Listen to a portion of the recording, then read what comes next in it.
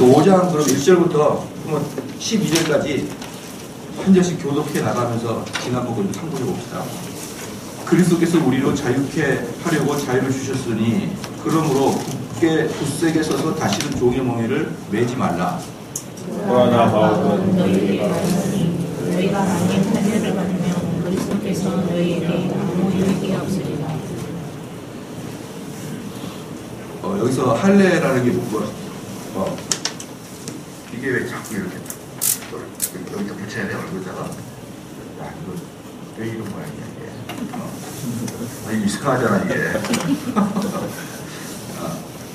네. 여기서 할례라는 것은 뭐라고 했습니까? 율법주의라고 했잖아요. 그러니까 율법주의는 조금만이라도 들어가게 되면 어떻게 된다? 율법주의라는 것은 조금만이라도 들어가게 되면 그리스도의 십자가를 무너뜨린다 했어요. 율법주의라는 것은. 이걸 잘 기억해야 됩니다. 그래서 사람들이 뭐라고 합니까? 그 정도까지도 이게 대단히 중요한 거잖아요.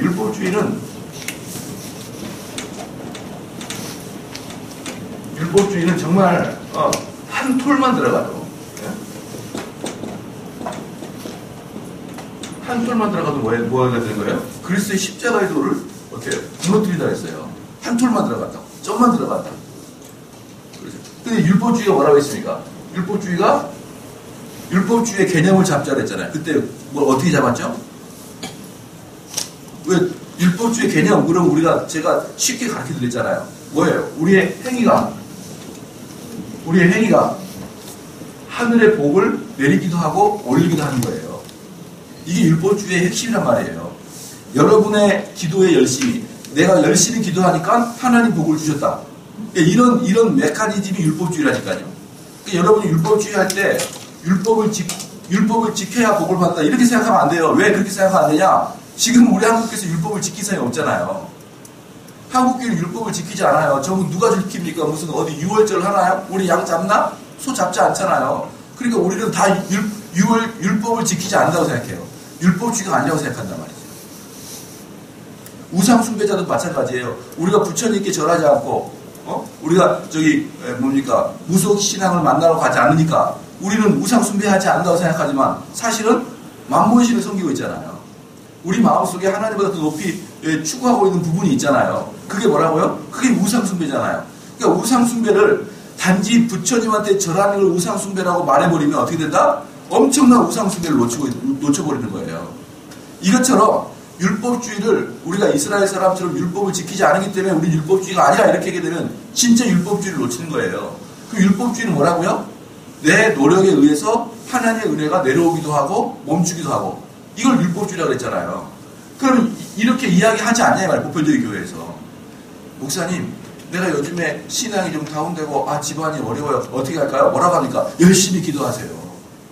열심히 기도하세요. 열심히 봉사하세요. 열심히 뭘 하세요. 이렇게 얘기하잖아요.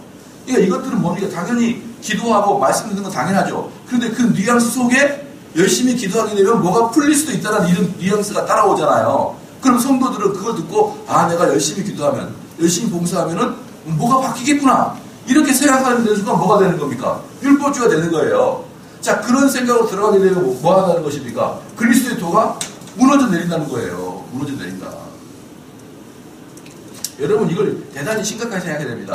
목사님 그 정도 가지고 그 교회를 이단이라고 말할 수 있습니까? 무너져 내린다니까요. 십자가의 도를 무너뜨리는데 그게 이단이 아니고 뭡니까? 너무 목사님 쫓게 하는 거 아니에요? 여러분 그렇게 생각하지 마십시오. 그렇게 생각하지 마세요. 2절에 보라 나 바울은 너희에게 말하노니 너희가 만일 할례를 받으면 그리스도께서 너희에게 아무 유익이 없느니라. 너희가 만약에 이런 식으로 율법주의로 조금만 빠지면 어떻게 되겠다고요? 아무 유익이 없다. 3절에 내가 할례를 받은 각 사람에게 다시 증거하노니 그런 율법 전체를 행할 의무를 가진 자라. 계속 읽으십시다. 율법 안에서 노력함을 얻으려는 그리스도에게서 끊으시고 은혜에서 떨어진 자들. 보십시오. 여기서 율법주의를 계속 경계하잖아요. 율법주의적으로 너가 접근한다 그러면 그리스도의 은혜가 끊어진다는 거예요. 끊어진다. 그러니까 여기 2절, 3절, 4절이 정말 무슨 뜻인지 알면요. 대단히 무서운 말이에요. 그러면 목사님 다른 교회는 구원이 있습니까? 없어요? 이런 말도 묻지도 않아요. 질문할 필요도 없는 거예요. 그런 말도. 우리가 성령으로 믿음을 쫓아 의의 소망을 기다리더니 그리스도 예수 안에서는 은혜나 구원이나 혈육이 없이 살아가서 역사하는 믿음뿐이라. 너희가 다름질을 잘하더니 누가 너희를 막아 진리를 순종치 않게 하더냐?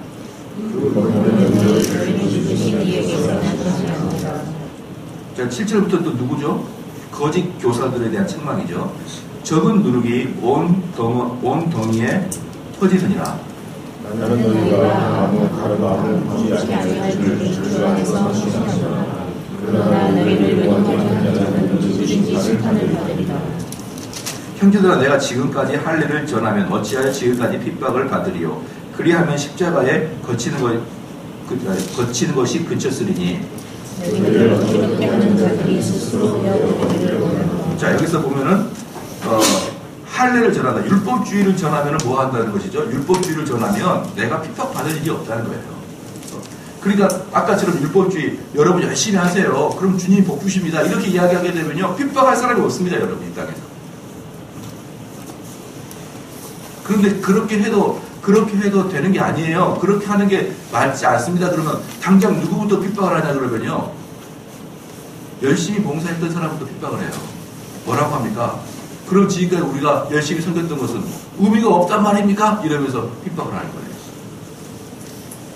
자, 그 다음에 지난주에 계속 이어서 진리에 순종하는 개념은 구원을 얻은 자들만이 할 수 있는 것입니다. 몇 쪽이죠? 70쪽 어디시는 이런 믿음의 도움을 주입니다. 지난번에 했던 로마서 2장 8절, 6장 17절, 로마서 15장 18절, 로마서 16장 20절 있죠? 그 다음에 진리에 순종하는 개념은 구원을 얻는 자들만이 할 수 있는 것입니다. 순종은 그리스도 안에서 역사하시는 성령님의 능력으로 살아가는 삶을 말한다. 제 책은 옛날 책이라 좀 페이지가 틀려요. 옛날 책이. 네, 현대의 가장 큰 비극은 오염된 갈라디아 교회처럼 강단에서 더 이상 구원의 도가 선포되지 않는다는 것입니다. 진리에서 멀어져 거짓 교리를 가르치는. 그러니까 여기서 이제 보자면 일반 강단에서는 뭐가 선포가 되지 않습니까? 구원의 도가 선포가 되지 않는 거예요. 구원의 도가 선포가 안 되는 겁니다. 여러분 생각하면 되게 이상한 거예요. 어떻게 교회에서 구원의 도가 선포가 안 될까 생각하지만 여러분 실제로 구원의 도 선포를 들어봤냐 이 말이에요. 교회에서. 어떻게 해야 우리가 구원의 길로 간다. 구원의 길을 가는 사람의 특징은 무엇이다. 이런 것을 매주마다 듣냐 이 말이에요. 안 들어요. 거의 대부분 무엇을 얘기한다고 했죠? 구원받은 삶의 이유를 이야기하는 것이지, 구원받은 삶을 이유를 이야기하는 것이지 구원받음을 이야기하지 않는다니까요. 한번 곰곰이 생각해봐요. 어떻게 해야 구원을 받는다 이런 얘기를 안 한다니까. 왜? 이들은 이미 율법주의이기 때문에 그들에게는 구원의 도가 없어요. 구원의 도가 없으니까 구원의 도를 안 하고 싶어서 안 하는 게 아니라 못 한다니까요. 목사들의 입에서 구원의 도를 이야기를 못 해요. 율법주의 빠져 있으니까. 자기들은 몰라요, 그걸. 교회가 존재하는 이유가 뭡니까? 구원이잖아요.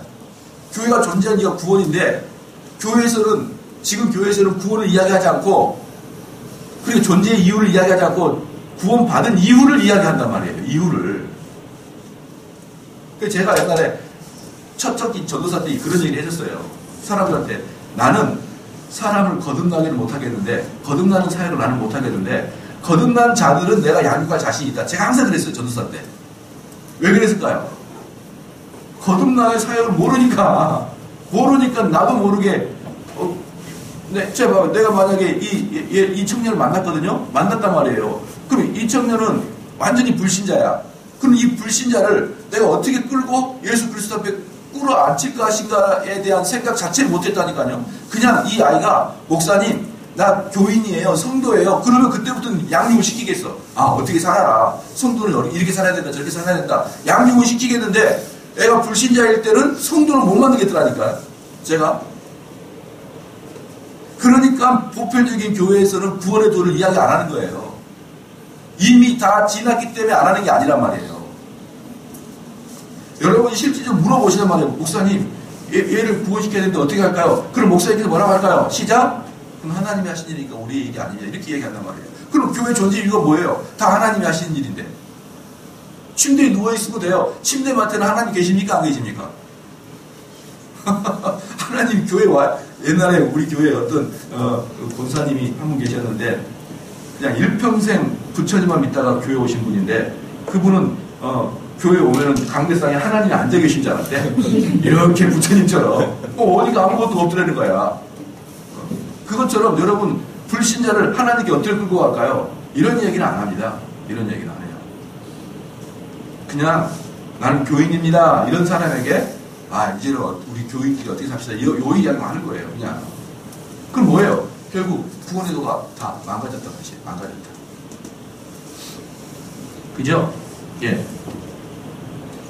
그리스도인은 순종하되 율법주의로 빠져서는 안 됩니다. 그래서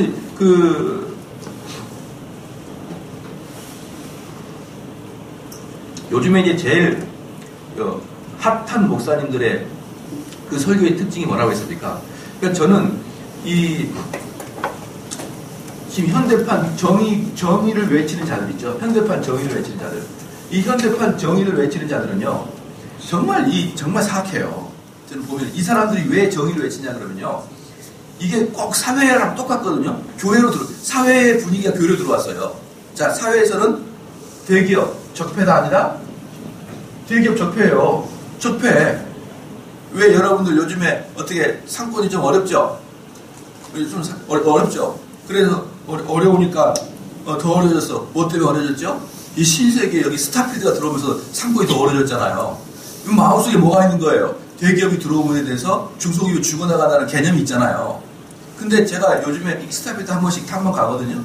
여기 은평에 롯데도 가요. 어제도 가서 제가 이거 샀거든요. 요거. 요즘에 요게 유행이 돼서 여기 샀어요. 어떻게 괜찮은 것 같아요? 네. 거기 롯데 샀어요. 근데 상가에 사람이 별로 없는 거예요. 거기 가면 각 점포가 있잖아요. 거기에 사람이 별로 없어요. 왜? 다 비싸. 실제로 몇 명 없습니다. 저는 너무나 이제 안타까운 거예요. 이러다가 몇 년 안에 망하겠는데, 이 롯데도 마찬가지고, 스타필드도 마찬가지고, 내가 좀 사줘야 되는 거 아니야? 이런 느낌이 드는 거예요. 실제로 가보니까 거기도 한산하다. 네. 금요일날 저녁에 갔는데 한산해요. 그러니까 우리는 기본적으로 대기업이 들어오게 되므로 뭐가 된다? 동네 상권이 죽는다라는 기본적 개념을 가지고 있어요. 이 관점을 누군가부터 이식 받은 거예요, 여러분들이. 누군가로부터 이식 받으니까 대기업이 들어오면 상권은 죽는다라는 이런 공식을 이미 머리에 갖고 있거든요. 그러면 당연히 대기업은 뭐예요? 적폐죠. 적폐잖아요. 근데 이거랑 똑같은 개념이 어디 있었냐 그러면요. 지난번에 부천인가 어딘가 서빙고에 있는 동빙고가 서빙고에 있는 교회 있잖아요. 누리교회. 그런 교회가 있어요. 큰 교회가. 그 큰 교회 지교회가 부천으로 간다니까 부천에 있는 동네 교인 목사님들이 데모했어요. 못 오게. 그래서 제가 거기다가 칼럼을 누가 썼어요. 이렇게 대형 교회가 지역 교회에 와가지고 지역 교회를 이렇게 다 분쇄시킬 수 있냐. 썼길래 제가 그랬어요. 제가 야 무슨 고객 유치하냐? 교인이 고객이냐? 한심한 사람들 같아요. 누리 교회가 삼성에 와가지고 우리 교회가 텅텅 빈다. 그럼 그 텅텅 빈 사람들은 원래부터 제 설교를 이해를 못한 사람들이에요. 가도 될 사람들이란 말이에요. 가도 될 사람들. 지 교회 세우는 것도 마음에 안 들지만 지 교회가 들어왔다고 대역 교회가 들어왔다고 지역 교회가 죽어간다는 것은 일반적인 세속적인 생각과 다를 바가 뭐가 있냐 이 말이에요. 다를 바가. 그렇게 말하는 니놈들이나 징징거리는 놈들이나 둘 다 똑같이 나는 싫다. 나는 혼자 갈란다. 이렇게 제가 썼더니만 엄청난 사람이 비평에 댓글을 달았더라고요. 좀 정신 좀 차려라. 우리가 무슨 사회냐? 아니 교회가 옆에 큰 교회가 왔다고 지역 교회가 다 죽어나가면 그동안에 그 목사님들 그 사람들 뭘 교육을 시킨 겁니까 도대체? 그렇죠. 그렇단 말이죠. 그래서 그래서 이제 이 대기업이 중소기업을 죽였다. 이 대기업에는 얼마나 많은 비리가 저지릅니까? 대기업은 얼마나 많은 비리가 저질러져요. 그렇죠? 그러니까 이 대형교회랑 똑같거든요? 이 대형교회가 얼마나 비리가 많이 저질러집니까? 그러면 우리 한국은 지금 대기업에서 지금 뭘 자꾸 주장합니까? 정부가. 시작? 중소기업을 주장하잖아요. 중소기업 강화 육성을 주장하잖아요. 그럼 교회는 뭘 주장하고 있어요, 지금? 소형교회를 주장하고 있어요, 소형교회를. 지금 너희들 정신이 있냐? 교회가 사회냐 도대체 왜 사회를 따라가자고요. 그러면서 이 사람들이 뭐라고 합니까? 대형교회 문제 있다. 우리 소형교회 가자. 이렇게 얘기하거든요. 이렇게 이야기하면서 이 목사님들을 스스로가 정의로운 자라고 생각하는 거예요. 나는 대형교회 추구하지 않아. 나는 많은 사람 숫자를 추구하지 않아. 나는 작은 교회를 추구해. 근데 저는 이 정경 목사는 뭘 추구할까요? 시작. 저는 숫자 추구하지 않아요. 뭘 추구하느냐? 말씀 추구해요. 숫자 많이 오면 오케이예요. 웰컴이에요. 웰컴. 숫자 많이 오는 거 저는 숫자 추구 안 한다니까요. 숫자 추구하지 않으면 숫자 많은 거에 대해서 기뻐합니까? 기뻐합니까? 기뻐하죠. 숫자에 많고 적음에 진리가 있고 없고가 문제가 아니거든요. 아시겠죠? 숫자가 많다고 거짓이 아니란 말이에요. 그렇기 때문에 숫자가 많다고 해서 제가 놀래고 그러지 않아요. 숫자가 적다고 해서 제가 잘못했다, 내가 정말 틀린 걸 이야기했다, 그렇게 이야기하지는 않지만 반대로 숫자가 많다고 해서 내가 잘못되고 있다, 이것도 이렇게 하지 않는다고요. 왜? 저는 숫자에 연연하지 않으니까. 그래서 제가 이분한테 그랬어요. 야, 하나님의 역사는 수에 많고 적음에 있지 않지 않느냐? 그렇게 얘기하니까 맞대. 수에 많고 적음에 있지 않대. 근데 너는 왜 작음을 추구하냐? 내가 그랬어요. 그랬더니 뭐라고 할까요? 헤헤 웃죠.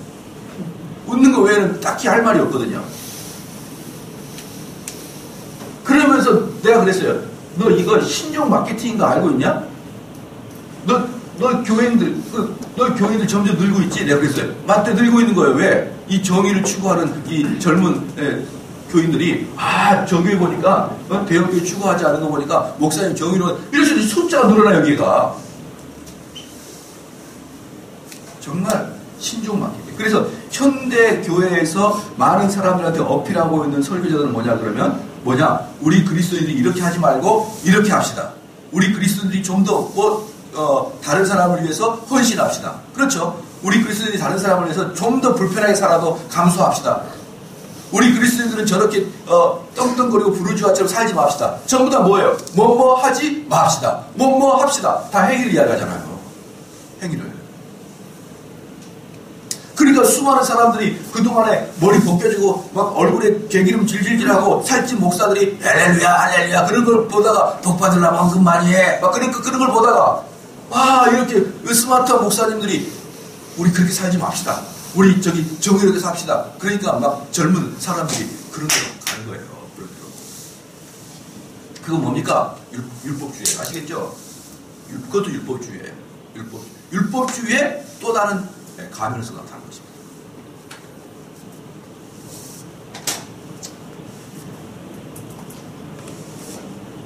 여러분들은 목사님 개혁교회에서 이거 해야 됩니까? 안 해도 됩니까? 이런 식의 이분법주로 해도 됩니까? 안 해도 됩니까? 이런 식으로 이야기하지 마세요.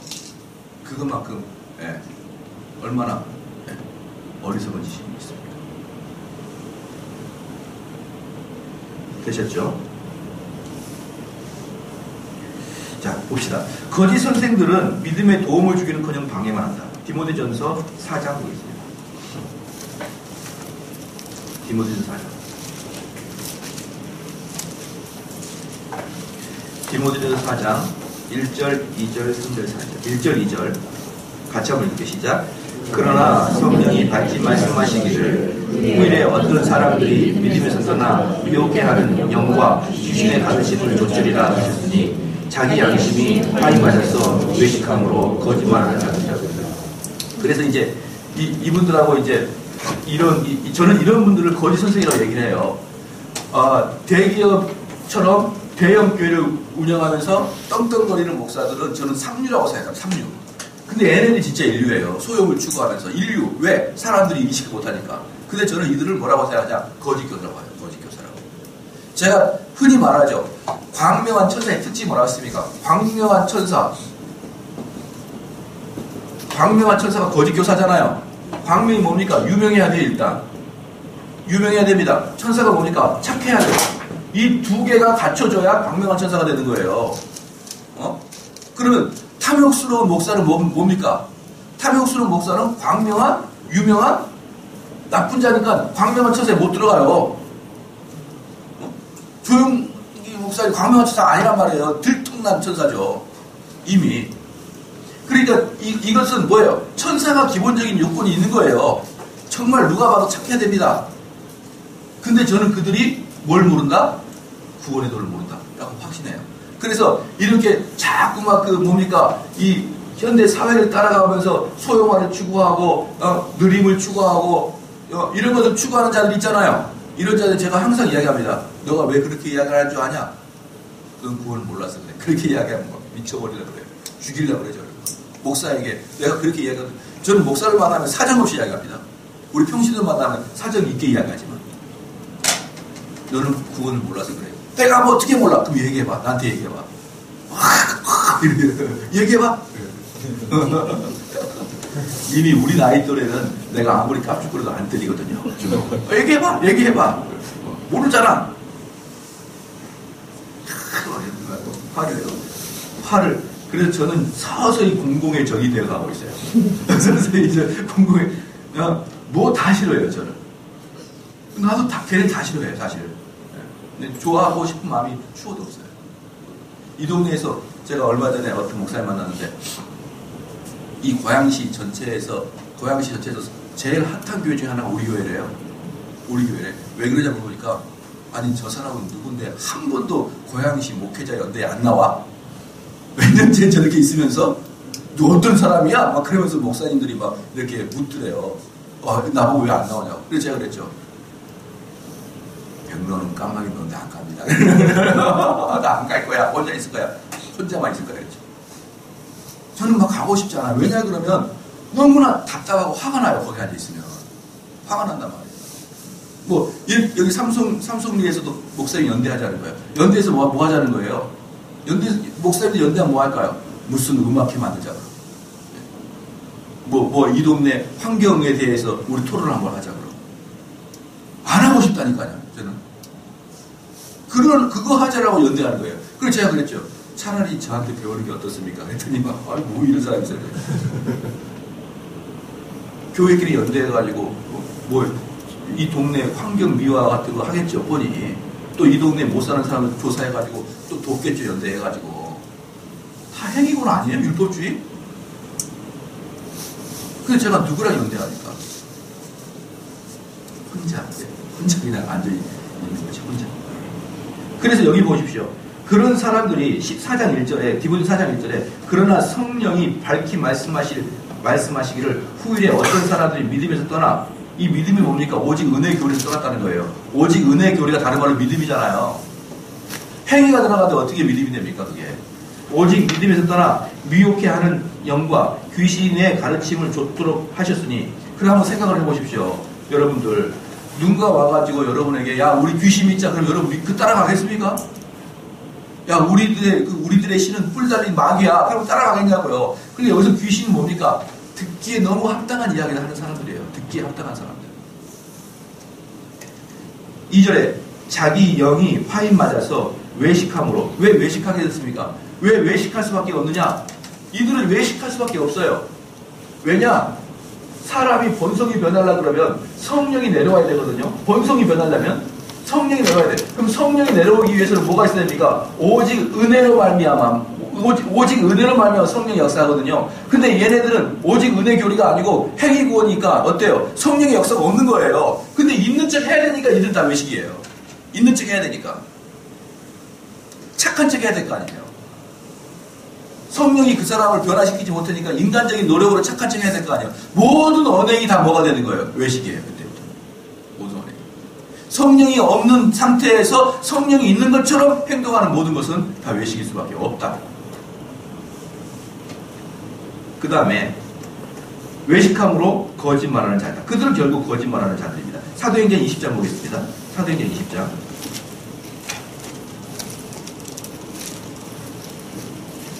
사도행전 20장 30절 말씀. 사도행전 20장 30절 말씀. 같이 한번 읽겠습니다. 시작.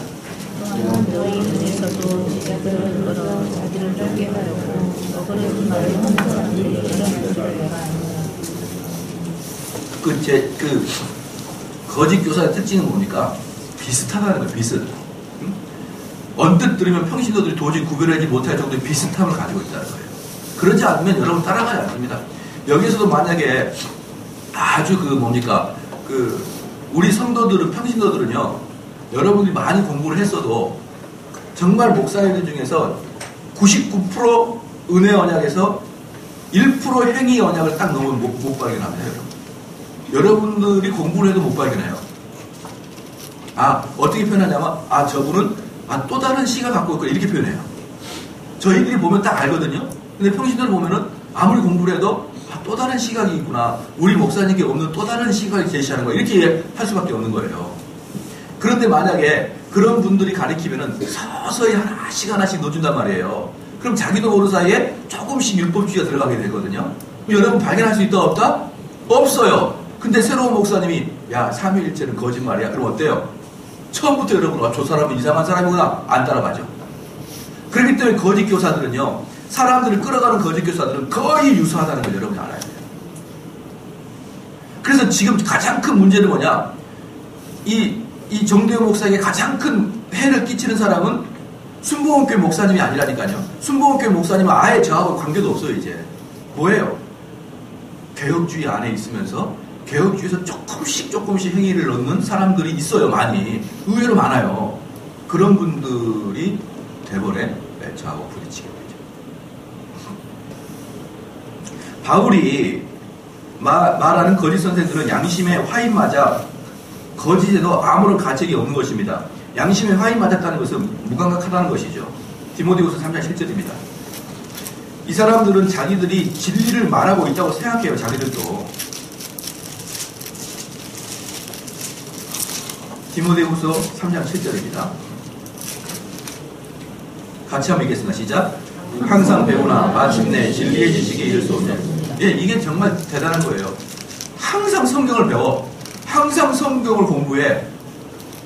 많은 사람들이 그렇게 물어요. 목사님, 어떻게 저 많은 목사님들이 그렇게 설교를 많이 하고 성경을 보는데 진리를 못 발견할 수 있습니까? 여기 7절에 뭐라고 그럽니까? 그렇게 배워도 못 발견하는 사람 많다. 많아요.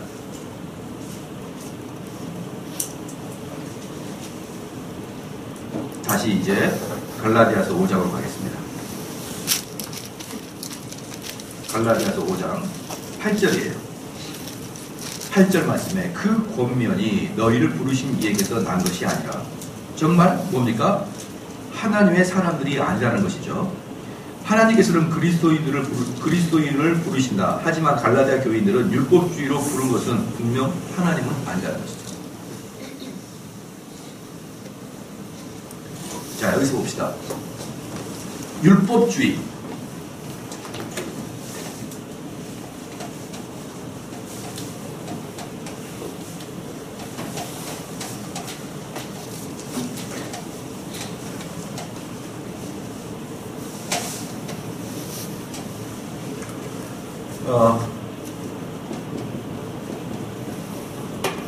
율법주의가, 이게 아주 재밌는 게 뭐냐, 율법주의가 자기 마음에 공명이 되는 사람, 즉 율법주의가 자기 마음에 옳다고 느껴진 사람이죠. 옳다고 맞다, 그렇게 하는 게 맞다, 이렇게 느낀 사람이 있어요. 지금 8절 말씀에는 이렇게 느낀 사람은 하나님의 사람이 아니라는 거예요. 율법주의가 옳다고 내심 옳다고 느껴지는 거예요. 옛날에 한 번은 그런 적이 있어야 되나요? 우리는 헌금을 낼 때 하나님이 정말 나에게 주신 게 너무나 감사하잖아요. 그렇잖아요. 그리고 우리는 바리새인 의보다 더 많은 의를 해야 되기 때문에 당연히 하나님께 감사하고 헌금을 드려요. 그런데 이 의식이 바뀌어가지고 보다 헌금을 많이 드리면은 100배나 더 많이 올 것 같은 그런 느낌 있잖아요. 씨앗을 심어서 그 씨앗이 열매가 많이 나도록 헌금을 복받는 용, 특별히 경제적인 복받는 용도로 생각해서 헌금을 하는 사람이 있을 거 아니에요. 이건 그때부터 율법주의가 되는 거잖아요. 자, 이거 하지 말라고 제가 설교했잖아요. 그죠? 성경 공부할 때 이거 하지 말라고 했잖아요. 그럼 찾아온다고요. 뭐라고 찾아온다고요? 목사님, 저희들에게도 헌금할 마음 좀 주세요. 이렇게 해서 복 받을 거, 이렇게 헌금하는 거 아닙니다. 이렇게 이야기하면 찾아와서 권사님들이나 이런 분들이 와가지고, 목사님, 저희들도 기쁘게 헌금할 수 있는 마음을 주시도록 좀 설교해 주면 안 됩니까? 이렇게 얘기해요. 무슨 말이에요? 헌금해서 복 받으라. 이 말 해주면 안 되겠냐, 이 말이에요. 그러면 정말 기쁜 마음으로 하고 싶은데, 목사님께 설교를 드리면 헌금이 나올래다가도 안 나와요. 이렇게 이야기하는 거예요. 그래서 나는 그게 바로 지옥 갈 백성이라는 거예요. 지옥 갈 백성. 어디서 와갖고 나한테 얼굴에다 힘을 주고 이야기하십니까? 나랑 근본도 틀리면서 이렇게 하려다가 잡았죠. 예. 그렇게 하면 너무나 잔인할까봐. 그런데 근본이 다른 거예요. 이렇게 율법주의가 옳다고 느껴진 사람들은 너는 하나님 사람 아니라는 거예요.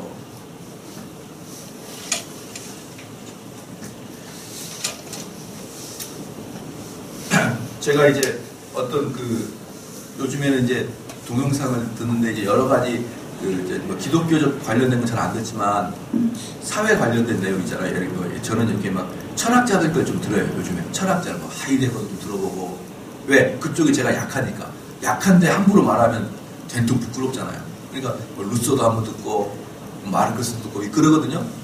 근데 어떤 분이 그런 얘기를 했어요. 사회주의는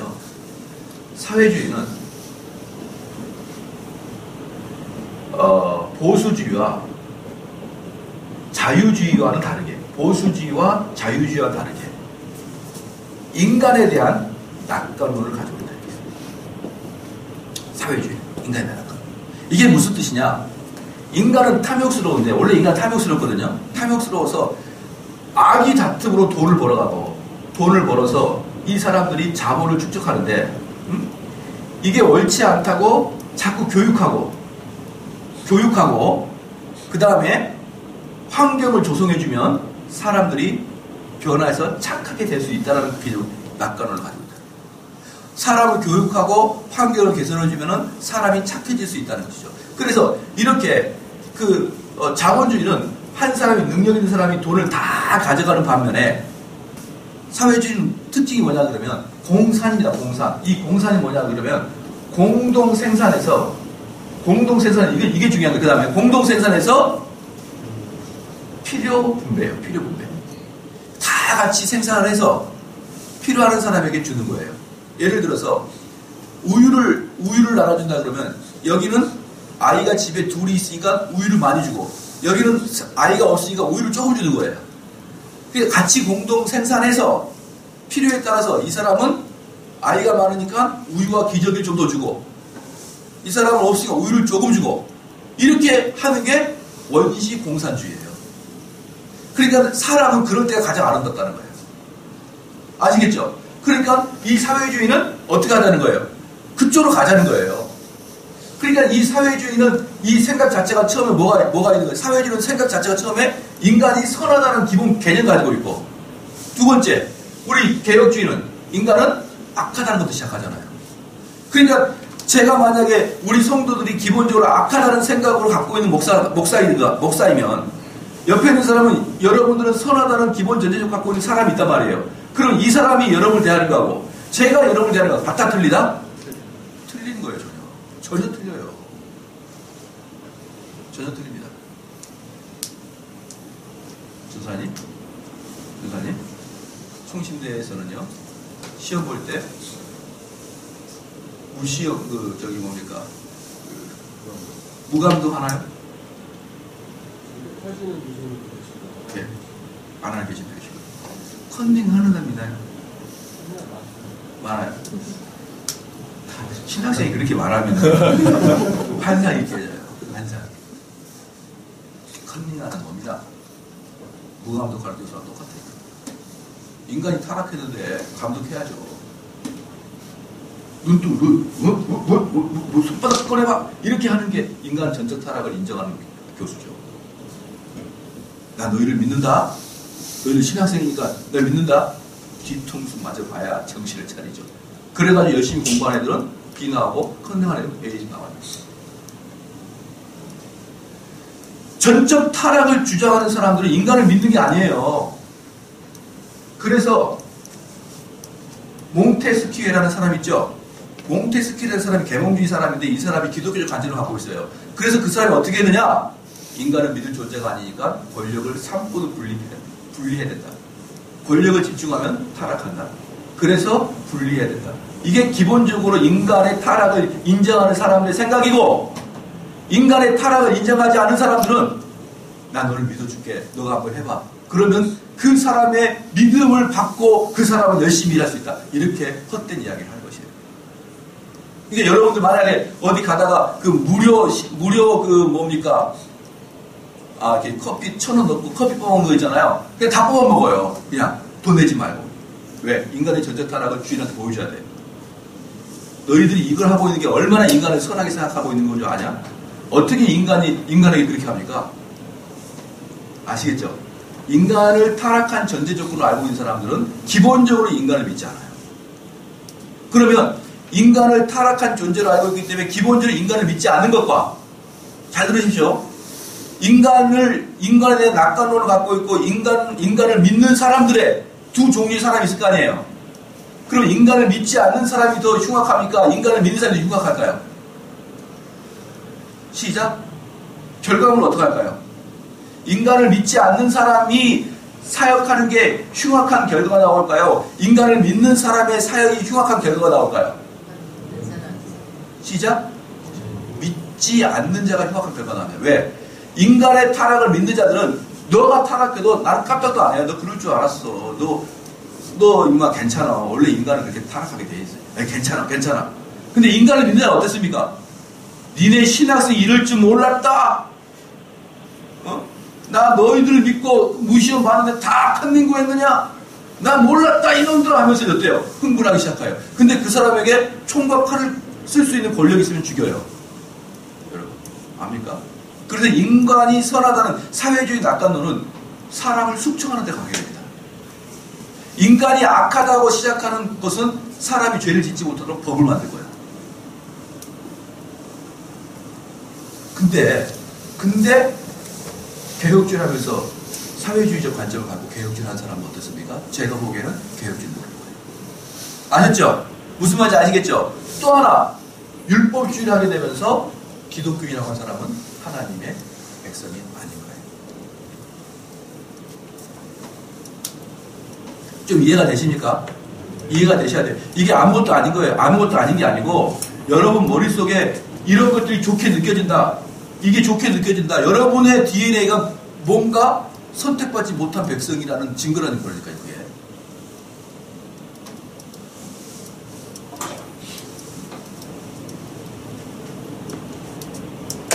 우리 아들이 얼마나 거짓말 잘하는지. 딱 집에 와가지고 민혁아 공부했냐? 공부했어. 우리 막내 가지고 사실은 스마트폰 계속 했었어요. 다 고자질 하는 거예요. 그냥 거짓말 하는 거예요. 그냥 툭 나오는 게. 스마트폰 했다고 어떠니까? 혼나니까. 그 스마트폰 안 하려고 그러면 재밌으니까 하고. 그리고 거짓말하고. 누구한테 제자훈련 받았나요? 제자훈련 안 받아도 거짓말은 기똥차게 합니다. 주님의 말씀을 크게 가르쳐도 하나도 변화 안 되는 것들이 제자훈련도 안 했는데 얼른 보고 있어요. 우리 4학년짜리 아들이 스마트폰을 살짝 보니까 요즘 정말 인터넷에 보면 야한 영화도 나오잖아요. 이렇게. 이게 야한 그림이 이 초등학생이라고 다음에 내보면 그냥 떠 있잖아요. 비키니만 입고 이런 게. 우리 어릴 때는 그거 하나 보려면 정말 무슨 이렇게 007 작전처럼 어디 숨어서 보고 그러는데 지금은 그냥 스마트폰에 떠요. 그걸 보고 있는 거예요. 내가 지나가는 뭐로 보고 있는 거예요. 딱 느끼니까 얼른 넘기는 거예요. 얼른 넘기는 거예요. 왜 얼른 넘길까요? 지도 부끄러운 짓을 아니까. 그게 한 번도 성경 앱을 보고 있는 걸 못 봤어. 성경을 보고 있는 걸 못 봤단 말이에요. 그렇게 이야기를 해도. 인간이 왜 타락한 걸 여러분 모르십니까? 인간은요, 그럼 어떻게 될까요? 규제를 해야 되는 거예요. 규제를 하고 못하도록 하고 내가 너를 믿는다 이렇게 말하지 마요. 우리 아내가 저한테 그랬다니까요. 난 당신 믿고 이렇게 시집 왔는데 당신 나한테 이럴 수 있어. 근데 내가 했죠. 오직 주 예수 그리스도 믿어라. 네가 나를 믿어서 전적 타락을 몰라서 그 모양이야. 예, 알겠죠? 거짓 선생이 누르기입니다. 9절 같이 한번 읽겠습니다. 시작. 적은 누룩이 온 동이에 퍼지느니라. 그렇죠. 적은 누룩이 온 땅에 퍼진다. 온 땅에 퍼진다. 이 문장은 속담입니다. 누룩은 곰팡입니다. 조금의 곰팡이의 결과는 엄청난 결과를 가져옵니다. 유다서 11절 보겠습니다. 유다서 11절.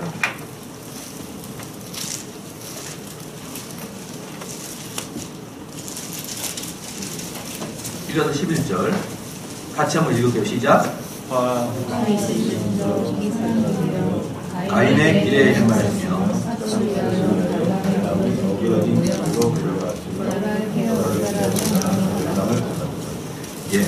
거기다 한번 써봅시다. 가인의 종교는 인간의 노력 종교다. 가인의 종교는 인간의 노력 종교다.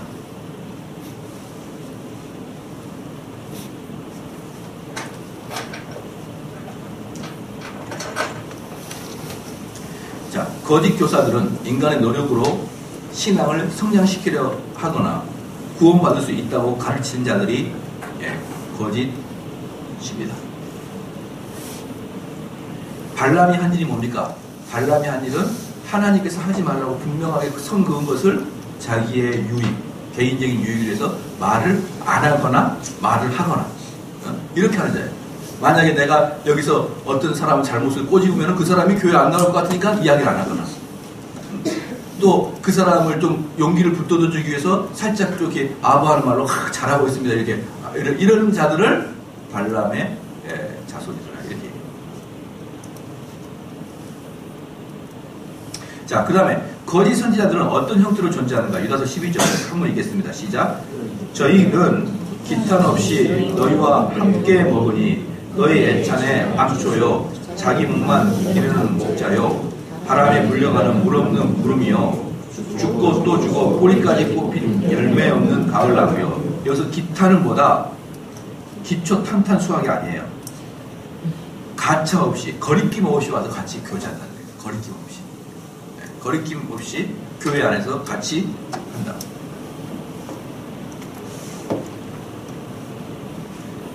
그러니까 교회 안에서 거리낌 없이 같이 교제를 하는 거예요. 교제를 나누고 있고, 그 다음에 너희와 함께 먹으니 너희의 애찬에 암초요 자기 몸만 기르는 목자요 바람에 불려가는 물 없는 구름이요 죽고 또 죽어 뿌리까지 뽑힌 열매 없는 가을나무요. 뭡니까? 무성할 때 아무것도 없어요. 말잔치로 끝나 이 사람은. 그 말 속에 어떤 성령의 능력도 나타나지 않고 그냥 좋은 말만 하고 끝나는 거예요.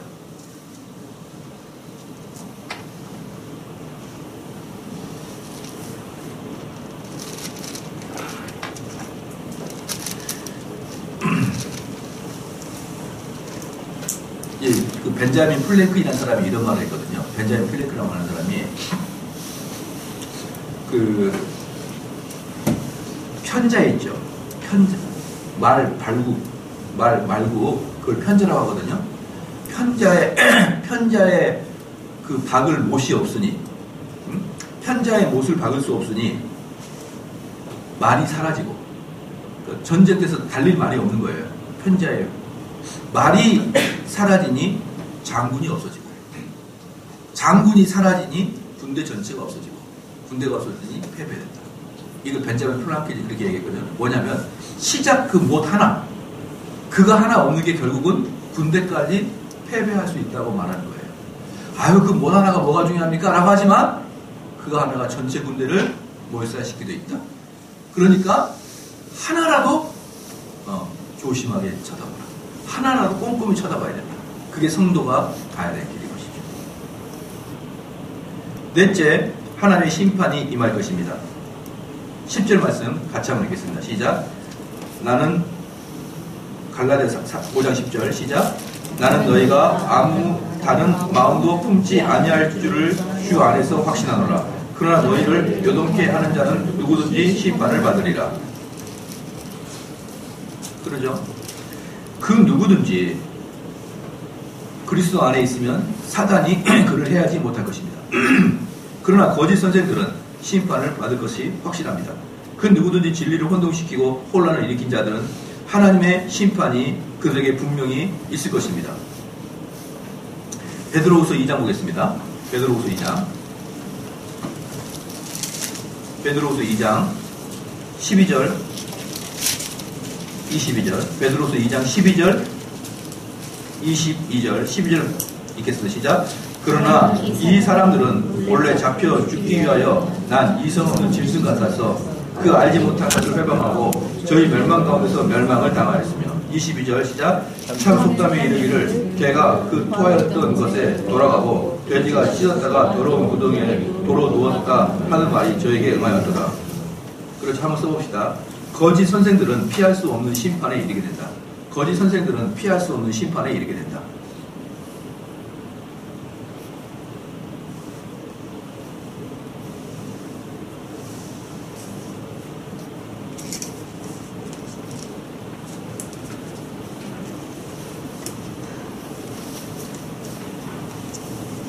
하나님의 자녀들을 잘못 가르치고 속이는 것은 어떤 벌을 받게 되는가? 마태복음 18장 1절에서 8절까지 한번 써볼래요. 차라리 죽어버려라. 연자맷들을 끼고 그냥 바다에 빠져버려라. 뭘 살기는 너희들이. 왜? 차라리 거짓 가르침을 할 바에 덜 가르치는 게 벌이 적다는 거예요. 덜 가르치는 게. 이들은 가르치면 가르칠수록 어떤 거예요? 저주를 쌓는 거예요. 저주를. 그러니까 너희들이 거짓 가르침을 할 바에 차라리 연자맷들을 들고 그냥 빠져 죽어라. 그 다음에 갈라디아서 다시 봅시다. 갈라디아서 5장 11절에 같이 한번 읽어줘. 시작. 형제들아 내가 지금까지 할례를 전하면 어찌하여 지금까지 핍박을 받으리요. 그리하면 십자가에 거칠 것이 그쳤으리니 거짓 선생들은 항상 진정한 선생을 박해하게 됩니다. 진정한 선생을 박해해요. 뭐라고 했습니까? 열심히 율법주의로 일하는 사람들은 율법으로 말미암아 구원을 받을 수 없다 그러면 그들이 어때요? 득달같이 달려들어서 사람을 죽이려고 하는 것입니다. 유대주의자들이 갈라디아에 왔을 때 그들은 대부분 바울을 좋아했습니다. 거짓 선생들은 할례를 이야기하였고 분명히 사도행전 6장 3절에 디모데에 대한 이야기를 하였을 것입니다. 바울은 디모데에게 할례를 시킨 이유는 유대인들을 얻기 위함이었습니다. 즉 바울이 디모데를 할례시킨 것은 그를 구원시키기 위함이 아니었습니다. 바울은 유대사회에 들어가 전도하기를 원하였습니다. 바울이 디모데에게 할례를 허락한 이유가 전도의 편의성 때문이었습니다. 그래서 그들은 항상 회당에서 가르쳤으며 이후 간 곳은 감옥이 되었습니다. 그렇죠? 여러분 바울이 분명히 바울은 뭐라고 해요? 할례하지 말라고 목에 피가 나오도록 토하도록 할례하지 말라고 그렇게 얘기하잖아요. 그렇죠? 근데 어느 날 보니까 디모데를 할례시킨 거예요. 디모데를 할례시킨 이유가 뭐냐? 유대인들한테 전도를 할 때 유대인들이 디모데를 꺼려합니다. 왜 디모데를 꺼려한다고 했습니까? 디모데의 아버지가 이방인이기 때문에. 유대인들은 엄마가 유대인이면 유대인이 돼요. 근데 아버지가 이방인인데다가 거기다가 할례까지 안 하니까 디모데가 설교하게 됐으면 한 전반 2분의 1은 제 말을 내가 들어야 되냐 말아야 되냐 계속 이렇게 유대인들이 마음의 고초를 갖고 있으니까 아예 그런 고민을 없애버리기 위해서 디모데한테 할례를 시키는 거예요. 그 제가 여러분한테 말씀드렸잖아요. 제가 박사학위를 받는 이유가 뭐라고 했어요? 제가 박사학위를 받으려고 지금 공부하는 이유는 제 강의를 듣는 목사님들이 쟤 박사도 아닌데 내가 왜 들어야 되지? 이런 고민을 할까봐. 그런 고민하지 마십시오 라고 하려고 박사를 받는 거예요. 돈 많이 들어가면서. 여러분 원래 교회에서 목사님들이 박사를 받는 이유가 있어요. 박사를 받는 이유는 젊은 목사들이 좋은 교회에 청빙받기 위해서 박사를 받아요. 그게 현실적이거든요. 그러니까 쉽게 말하면 공부의 뜻을 갖고 있다기보다는 청빙에 유리하기 위해서 박사를 받습니다. 동의하시죠? 그럼 저는 청빙 됐나요? 안 됐나요? 됐으니까 담임 목사 하죠. 모르겠습니까? 뭔지 무슨 말인지? 저는 청빙이 된 상태이기 때문에 보편적인 사람들이 박사학위 받는 거하고 전혀 관점이 틀려요.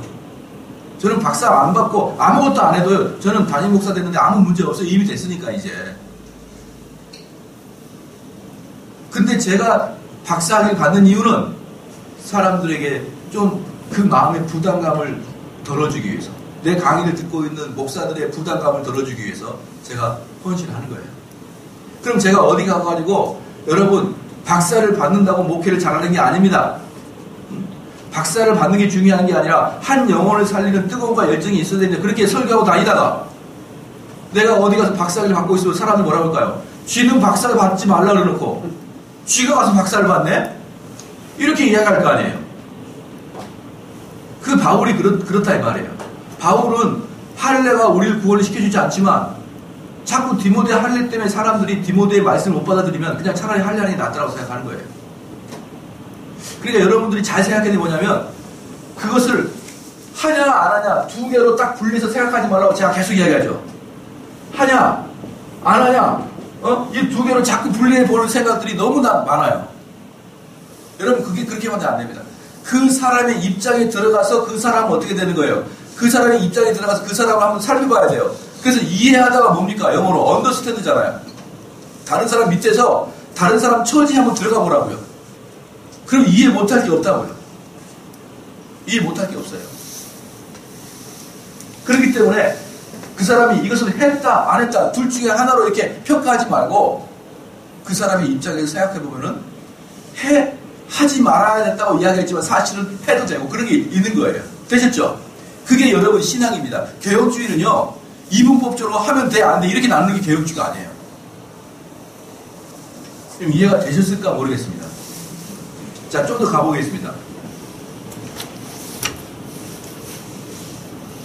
그래서 유대주의자들이 갈라디아에 왔을 때 그들은 대부분 바울을 좋아하였다. 거짓 선생들은 할례를 이야기했고 분명히 사도행전 6장 3절에 디모데에 대한 이야기를 하였을 것입니다. 바울은 디모데에게 할례를 시킨 이유는 유대인들을 얻기 위함이었습니다. 지금 바울이 디모데를 할례시킨 것은 그를 구원시키기 위함이 아니었습니다.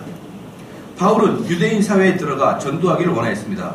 바울이 디모데에게 할례를 허락한 이유가 전도의 편의성 때문이었습니다. 그래서 이들은 항상 회당에서 가르쳤으며 이유 간 곳은 감옥이었습니다. 유대주의자들은 바울이 디모데에게 할례를 허락한 사실을 빌미로 잡아 갈라디아 사람들에게 거짓된 소문을 퍼뜨렸습니다. 이런 상황에서 내가 할례를 행하게 하여 너희들이 가르치는 것을 나도 가르쳤다면 왜 너희는 나를 핍박하겠느냐라고 반박했습니다. 여러분 보십시오. 여기서 만약에 바울이 지금 현대 한국에서 살겠다 그러면 어떻게 할까요? 인터넷에서 바울을 완전히 아작을 냈을 거예요. 바울이 2015년 6월달 설교할 때 이렇게 설교했다. 그때 바울의 앞뒤 문을 다 자르고 여러분 할례하지 마십시오 그렇게 했다. 근데 지금 봐라 할례했다. 이렇게 하면서 아마 바울을 숨도 못 쉬게 조였을 거예요. 숨도 못 쉬게. 그러면 바울이 뭐라고 했냐? 내가 할례를 행하여 너희들이 가르치는 것을 나도 가르쳤다면 왜 너희는 나를 핍박하겠느냐? 이 무슨 말이냐? 바울은 내가 핍박받지 않는 법을 모르는 게 아니라 이 말이에요. 내가 어떻게 하면 핍박받지 않는지 안다. 그 말하는 거예요. 그렇죠. 유대주의자들은 바울을 찾기 위하여 바울만 따라다녔습니다. 만약 바울이 유대주의자와 한패라면 왜 핍박하느냐라는 것입니다. 이들이 십자가를 공격하는 이유는 십자가는 모세 율법을 교체하기 때문이었습니다. 유대인들은 십자가에 대해 불쾌하게 생각하기보다는 모세 율법이 없어질 것을 더 두려워했던 민족들이었습니다. 그러나 만일 바울이 십자가만을 전하고 할례를 허용하였다면 이렇게까지 핍박하지 않았을 것입니다. 그러므로 십자가는 본질적이지만 할례는 비본질적으로 치부하면 안 됩니다. 즉 십자가의 길은 오직 은혜의 교리에 됩니다. 여러분 봐보십시오. 간단합니다. 합동측에서는 방언을 허락한다 허락하지 않는다. 시작. 방언을 허락하지 않아요. 합동측에서는. 선생님 아시죠? 합동측의 기본 개념은 방언을 허락하지 않는 거 아시나요? 왜 대답을 안 하고 입만 쩌불쩌불 하고 계십니까? 대답해봐요. 맞아요? 네. 근데 전도사들은 버젓이 신학교 다니는 전도사들은 방언 많이 하죠?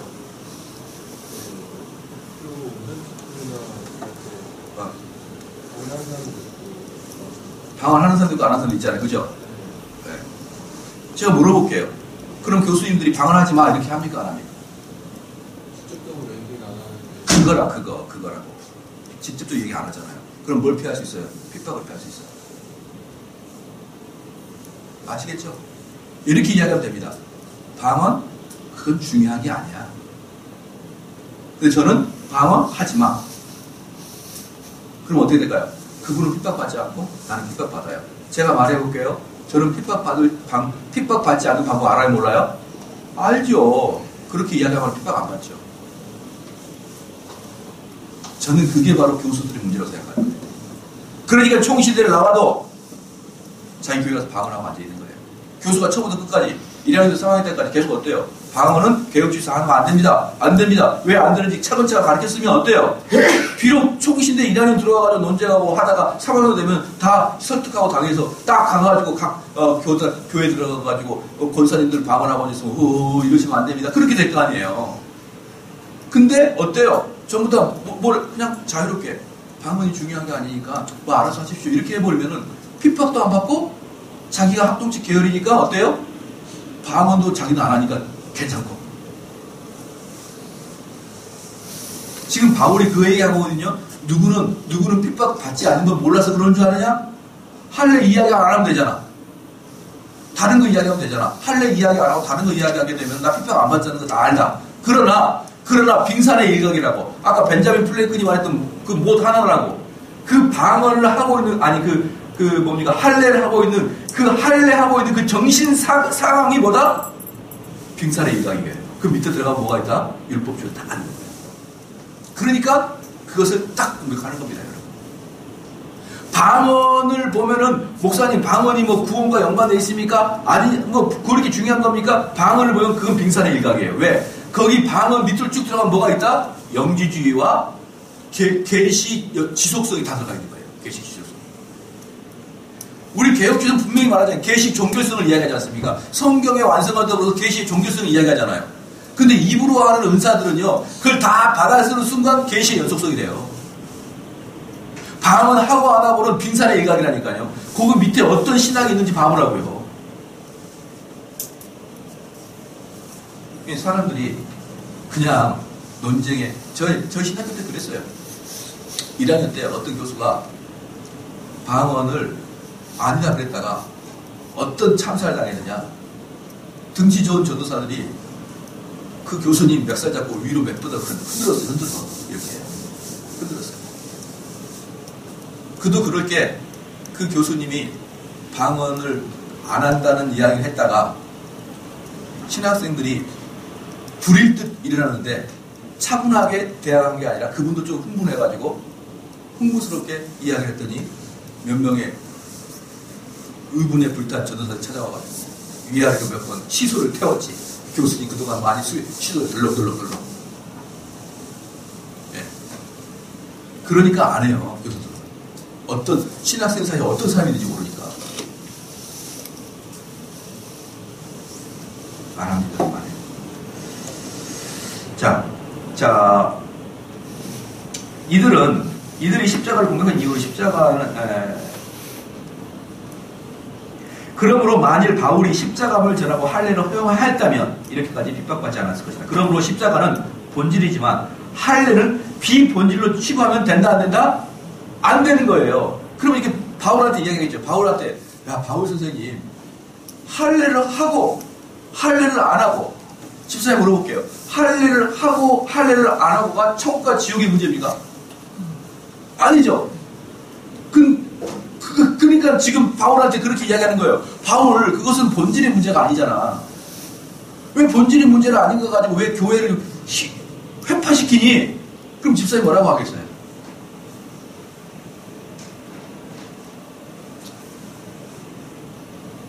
그거 봐요. 본질의 문제잖아. 본질의 문제예요. 할례하고 안 하고가 천국과 지옥을 결정하지 않는데 뭐가? 그 할례하고 안 하고의 정신이 본질과 연결되는 거예요. 이게 여러분 좀 어렵거든요. 할례하고 안 하고는 본질과 비본질의 문제예요. 그러니까 바울은 할례를 해도 되고 안 해도 돼. 근데 할례를 하고 있는 사람의 머릿속에 그 이념은 본질과 연결되어 있을 수가 있어요. 이해가 좀 되시죠? 그러니까 잘라버리는 거예요. 그러니까 여러분들이 목사님 비본질적이 가지고 논쟁하지 마십시오 이렇게 이야기하는 사람들한테 물어볼게요. 그럼 본질이 뭐냐? 여러분 본질과 비본질은요, 우리 살과 피부와 속의 근육이 이렇게 아주 밀접하게 있듯이 여러분 골라내기 쉽지 않아요. 왜? 비본질처럼 보이지만 그 정신이 율법주의에 딱 뿌리가 있을 수가 있거든. 아시겠죠? 자, 이렇게 좀 한번 이해해 볼게요. 어떤 사람이 교회를 근데 여자가 짧은 치마를 입고 왔어요. 예, 물론 여기 있는 분들은 짧은 치마를 입으면은 예, 물론 이렇게 보기는 좋지 않아요. 여러 가지 그 사회적인 여건으로 이렇게 짧은 치마 입었는데 목사님이 짧은 치마 입지 마라 얘기했는데 사람들이 그런 옷까지 신경 쓰면 됩니까? 라고 얘기할 수 있죠. 근데 그 자매의 마음속에 유부녀인데 다른 남자들이 자기를 봐주는 것에 대한 기쁨이 있는 거야. 그러니까 짧은 치마를 입고 오는 거예요. 그럼 그 죄와 연관되겠잖아요. 곧바로. 자기는 자기의 어떤 개인의 개성에 의해서 입었다고 생각할 수도 있지만 더 깊이 들어가 보면은 다른 남자의 시선을 은근히 즐길 수 있는 마음이 있잖아요. 그럼 죄입니까? 아닙니까? 죄잖아요. 그러면 목사님이 짧은 치마 입지 마십시오. 그것은 뭐예요? 본질과 비본질을 건드리는 게 아니고 본질 속으로 들어가 버리는 거예요. 그가 죄를 짓고자 하는 마음. 다른 사람들의 시선에 대해서 은근히 만족하는 마음. 그러니까 목사님 본질 비본질을 가볍게 따지지 마라. 여러분 그렇게 하지 마시고요. 얼마든지 비본질 같지만 그 속에 죄가 웅크리는 것이 얼마든지 있습니다.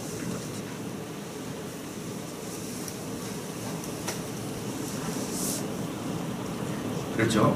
그래서 저는 많은 사람들이 그 본질과 비본질을 나누는 사람들한테 항상 물어요. 너가 생각하는 본질이 뭐냐? 너는 본질을 뭐라고 생각하냐? 그럼 사실 그들은 본질을 딱히 이야기 못해요.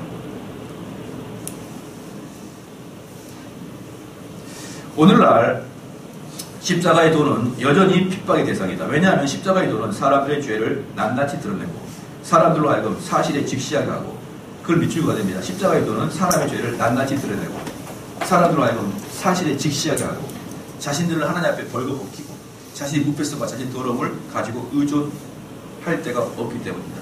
이게 십자가의 도의 시작이기 때문에 여러분 십자가의 도라고 생각해가지고 야 십자가의 도가 뭐니? 이런 뭐라고 이야기하느냐 이렇게 이야기가 있어요. 저번에 한번 말씀드렸지만 우리 집에는 장애아가 있거든요. 내가 아이를 낳는데 아이가 장애아야. 목사님 이 아이가 내 평생의 십자가입니다. 내 평생의 십자가 아니라고요. 그 십자가가 아니라 운명이야 운명. 십자가는 첫 번째 뭐가 있어요? 첫 번째 뭐라고 했어요? 내가 얼마든지 거절할 수 있는 자율권이 있어야 돼요. 십자가에는. 우리 주님께서 십자가 안 질 수 있어요. 우리 주님이 겟세마네 동산에서 마지막 기도할 때 이 잔을 내게서 할 수 있으면 멀게 하더라고 그랬잖아요. 그럼 우리 같으면 안 해요. 그러면 안 질 수 있는 거예요. 근데 주님이 자발적으로 그 십자가 지셨잖아요. 그래서 이 십자가의 첫 번째 조건은 뭐냐면 여러분이 자발성으로 들어가야 되는 거예요. 운명으로 오는 게 아니고. 두 번째, 십자가의 도의 시작 부분은 뭐냐? 거의 여러분의 인격이 다 해체당해야 돼요. 해체당한 듯이 거의 인격적 살해를 당해야 됩니다. 십자가는. 그게 십자가의 길로 접어드는 첩경이에요. 그렇기 때문에 여러분 십자가의 도. 근데 사람들은 뭐라고 하겠냐면 나한테 어려움이 있지만 내가 그걸 꿋꿋이 참고 견디나간다. 이거 아니고요. 두 번째, 야 너가 십자가의 도를 가라. 이렇게 하면서 네 주변 사람한테 좀 양보도 하고 네가 좀 성질나도 매일매일 죽고 나는 매일 죽노라. 바울이 이야기하잖아요. 그러니까 좀 성질나도 죽고 죽는 게 참고 인내하고 그 십자가 도라고 생각해요. 아니에요. 십자가 도는 뭡니까? 여러분의 인격이 해체되는 게 십자가 도예요.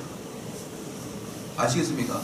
그렇기 때문에 여러분들이 십자가의 도를 설교를 들으면 십자가의 도라는 것을 구체적으로 다 이야기하지 않고 십자가의 도의 개념을 가지고 있는 설교를 들으면 어떻게 되는 거예요? 해체를 당하는 겁니다. 해체를. 그럼 어떻게 되는 겁니까? 저 인간 또 나한테 혼내네. 나 이번 주에 내 저런 죄를 짓는 것도 어떻게 알았지? 누가 또 구역장에 이르는 거야? 그렇게 하면서 그 사람을 공격하는 거예요. 십자가의 도는 여러분이 죽어나가는 겁니다. 죽어나가는 게 뭐가 죽어나가는 거예요? 인격이 죽어나가는 거예요. 인격 자체가 완전히 옛사람 죽어야 돼요. 그렇기 때문에 어떻습니까? 십자가의 도는 여전히 어느 날이나 십자가에는 고통을 당할 수밖에 없다. 핍박을 받아. 십자가를 전하는 것이란 무엇인가? 베드로가 사내들인 공회에서 서서 과감하게 다른 이로서는 구원을 얻을 수 없나니 천하 인간이 인간의 구원을 얻을 만한 다른 이름을 우리에게 주신 일이 없습니다 하였더라. 라고 했을 때 여기서 여러분 재밌는 게 뭐냐면 이런 이야기만 하면 뭐냐면 오직 예수만이 구원이다 이렇게 얘기해요. 그럼 물어볼게요. 오직 예수만이 구원이다 이게 뭐예요 도대체? 여러분 맨날 오직 예수 그러잖아요. 그럼 오직 예수가 뭐냐고? 오직 교회 다니는 거? 라고 생각해요 보통. 오직 예수는 오직 기독교를 다니는 거 생각해요. 아니에요. 오직 예수는 뭡니까? 오직 십자가예요. 아시겠죠? 오직 십자가는 내 인격의 죽음이에요. 그럼 오직 예수만이 구원의 길이다. 이게 무슨 말이에요? 오직 여러분이 인격이 살해를 당해야만 구원의 길로 간다는 거예요. 그게.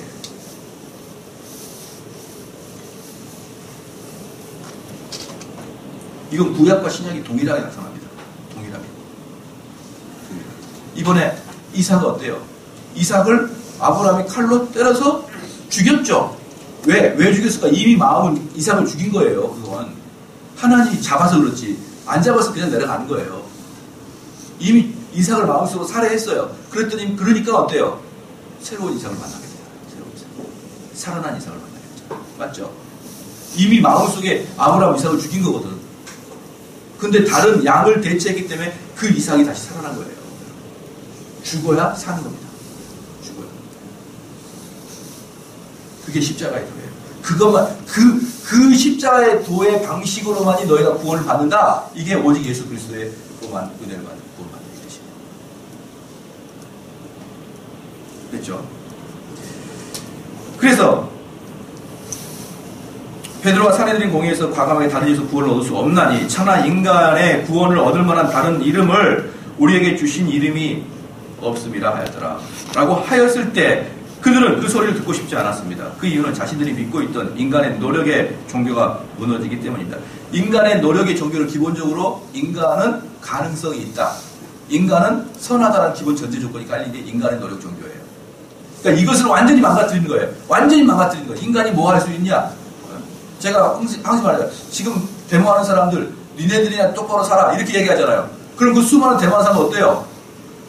열받죠. 당연히 열받죠. 자기들의 노력으로 세상을 변화시키고 자기의 노력으로 이 세상을 좀 더 아름답게 만들어 보려고 자기 업무까지 포기하고 추운 날 촛불 들고 나간 사람들한테 헛되짓 하지 말라고 하면 얼마나 열받겠어요.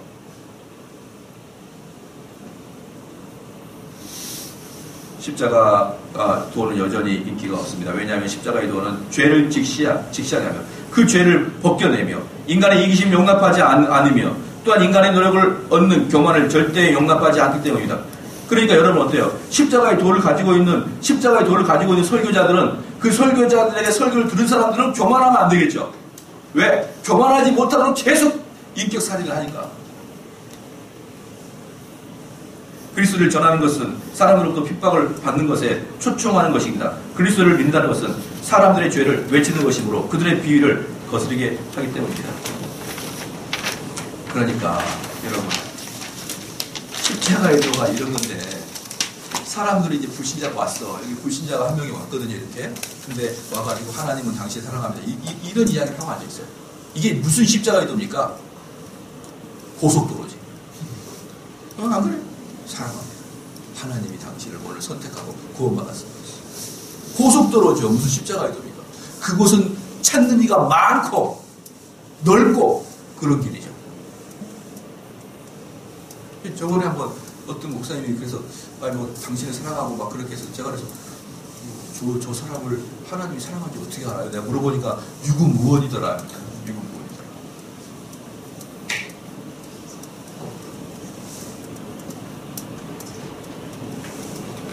그런데 이제 만약에 이제 이분이 새로 왔거든요. 이분이 새로 왔는데 목사님이 이분을 딱 해가지고 당신은 너무나 많은 죄를 지어서 지금 지옥 갑니다.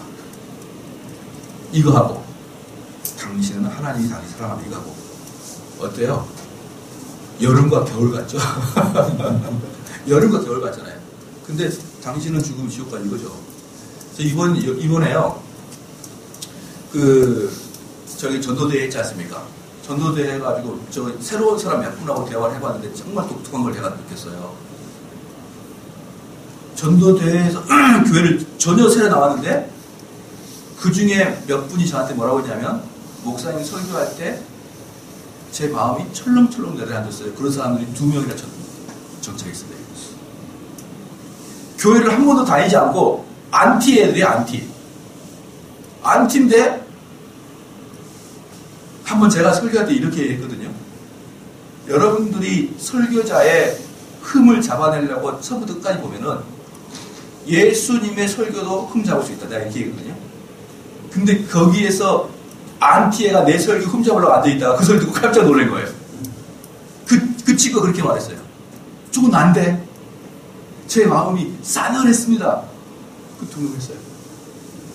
제가 그 친구한테 당신의 사랑합니다. 그거 어때요? 웃기고 있네. 뭘 사랑해. 여러분 왜? 저도 많은 사람이 저한테 사랑한다고 얘기합니다. 근데 마음에 와닿지 않아요. 전화 딱 합니다. 전화 와요. 띠리리리 왔죠. 여보세요. 고객님 사랑합니다. 내 마음에 감동이 안 와. 얼마나 사랑 많이 받아도 안 와. 고객님 사랑합니다. 그리스도인들이 사랑한다고 말하니까 고객님 사랑 똑같죠? 그들의 입장에서 똑같이 들려요. 교회에서 하나님 당연히 사랑합니다 이 소리하고 고객님 사랑합니다 그 소리 똑같이 들린다고요. 그들에게는 웃기고 있네. 사랑하기 뭘 사랑해. 너가 언제 나를 봤다고 사랑해. 근데 이번에 정착한 사람들은 어때요? 가슴이 싸늘해져가지고 정착했다고 2팀이나 나한테 얘기했어요. 2팀이나. 또 한 명은 어땠냐면 이런 얘기했어요. 2팀에 또 한 명은 누구였냐면 어떤 사람이 있었냐면 교회 위로받고 교회 만족하려고 오지 말고 하나님께 헌신하라고 하라 그랬더니만 내가 위로받아 왔는데 이래가지고 또 한 명이 듣는 게 있어요. 여러분 진실을 이야기해 주십시오. 진실을. 그 사람의 영적 상태 현실의 직시한 면을 직시해 주십시오. 이게 십자가의 도를 설교하는 거예요. 그냥 당신은 복받을 사람, 축복받을 사람 어떤 데 가니까 그러더라고요. 이렇게 안수해 주는데 안수기도 해주는 뭐라고 하냐면 아브라함의 축복을 받아서 개인의 축복, 가문의 축복, 뭐 민족의 축복, 열방의 축복 다 받게 해달라고. 욕심도 많아. 개인의 축복. 왜? 아브라함이 그 축복 받았거든요.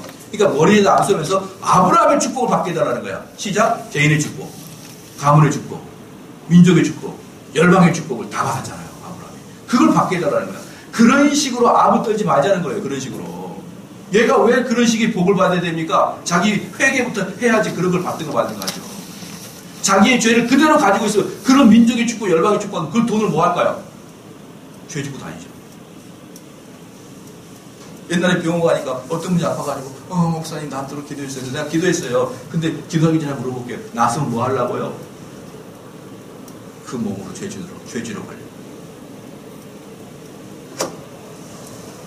그러니까 여러분 그러는 게 그 복을 받는 것보다 더 우선적인 게 뭐예요? 하나님 앞에 자기가 어떤 존재인가를 깨닫는 것이 우선이란 말이에요. 우선. 한 번은 또 신발 봤더니 몸이 할머니인데 70대 초반인데 몸이 28kg예요. 키로수가 말랐어요. 말라가지고 저승사자가 오신 것 같아요. 목사님 옆에서 떠나지 말아주세요. 목사님 옆에서 기도해 주세요. 근데 그분이 얼마나 성품이 깐깐한지 며느리도 주변 사람도 심지어 지금 간병인한테도 엄청나게 학대합니다. 막 목사님 안기를 욕을 해요.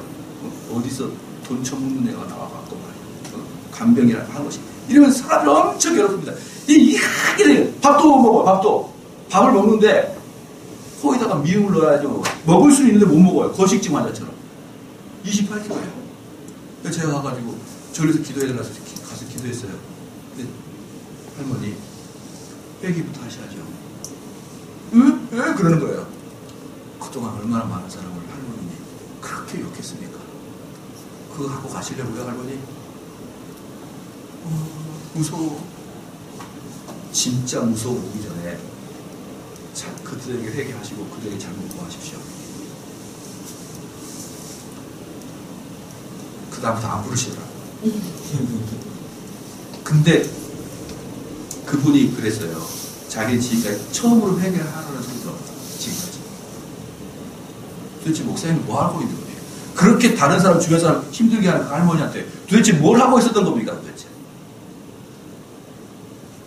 그래서 결국 마지막에 아무것도 못 먹고 27kg, 28kg 되면서 주변 사람도 얼마나 많이 힘들게 합니까? 그것 때문에. 돈도 얼마나 많이 나가는지. 10분만 쉬었다 하겠습니다.